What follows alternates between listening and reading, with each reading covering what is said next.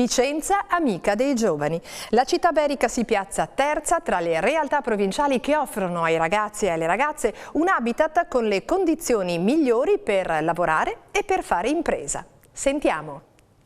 Con 743 punti, Vicenza è dietro solo a Cuneo e a Bergamo, piazzandosi così al primo posto tra le province venete e al terzo in Italia.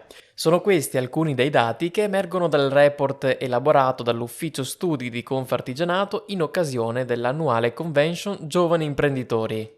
Come Movimento Giovani di Confartigianato Vicenza siamo molto orgogliosi di essere la prima realtà veneta e fra le prime realtà in Italia, la terza precisamente, come città amica dei giovani, ha alta vocazione per l'imprenditorialità giovanile. Come Confartigianato è una cosa che ci riempie d'orgoglio perché i nostri sforzi, i nostri progetti in questi anni hanno reso dei risultati che sono, diciamo, sotto gli occhi di tutti.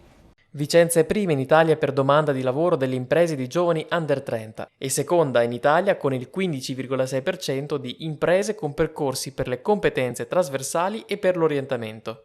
I buoni dati non ci devono confortare, bisogna sempre fare meglio, bisogna essere sempre all'avanguardia nella ricerca e di cercare di portare a compimento la nostra missione, che comunque è rendere più agevole fare impresa. Ed anche per rendere più attrattivo il ruolo dell'imprenditore è giusto che una maggiore assunzione di rischi venga riconosciuto. E Vicenza è al terzo posto in Italia per minor presenza di giovani che non studiano e non lavorano, i cosiddetti NEET. Realtà come Confartigianato devono lavorare su due fronti. Il primo sulle imprese attualmente, quindi sulle nuove aziende che nascono, sulle aziende già iscritte a Confartigianato, sulle aziende già sul territorio. Il secondo su tutte quelle fette di popolazione di giovani che non lavora e non studia.